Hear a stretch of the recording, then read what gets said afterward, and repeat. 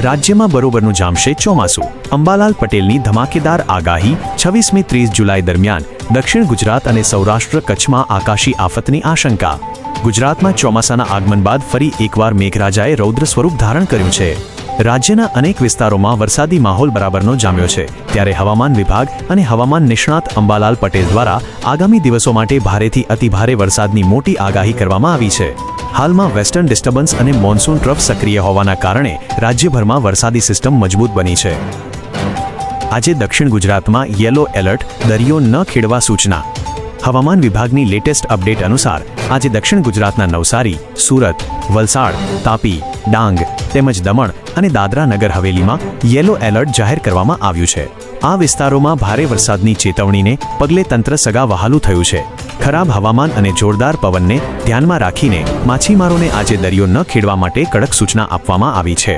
આ તરફ અમદાવાદમાં પણ આજે દિવસ દરમિયાન હળવાથી મધ્યમ વરસાદી ઝાપટા પડવાની સંભાવના છે.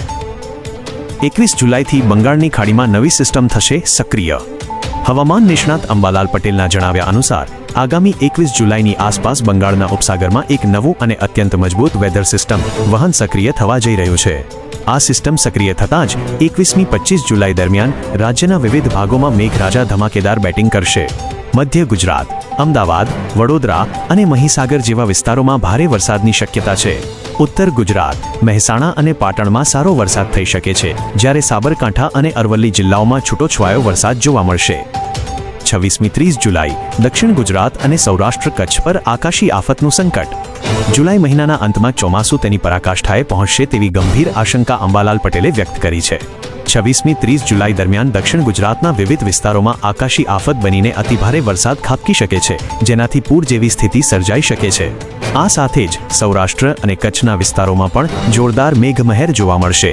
કચ્છ, પોરબંદર અને દ્વારકા આ વિસ્તારોમાં ભારેથી અતિભારે વરસાદની સંભાવના છે. જામનગર હળવાથી ભારે વરસાદી ઝાપટા પડી શકે છે. ઓગસ્ટ મહિનામાં પણ અણધાર્યો વરસાદ. ચોમાસાનો આ સિલસિલો માત્ર જુલાઈ પૂરતો સીમિત નહીં રહે. અંબાલાલ પટેલના મતે ઓગસ્ટ મહિનાની શરૂઆતમાં પણ અણધાર્યો વરસાદ આફત બનીને આવી શકે છે. સમગ્ર ઓગસ્ટ માસ દરમિયાન રાજ્યના કેટલાક ભાગોમાં બીજી 4 ઇંચ સુધીનો સારો વરસાદ નોંધાઈ શકે છે, જેથી ચાલુ વર્ષે જળ સંકટ સંપૂર્ણપણે ટળી જશે, પરંતુ અતિવૃષ્ટિનો ભય પણ સેવાઈ રહ્યો છે.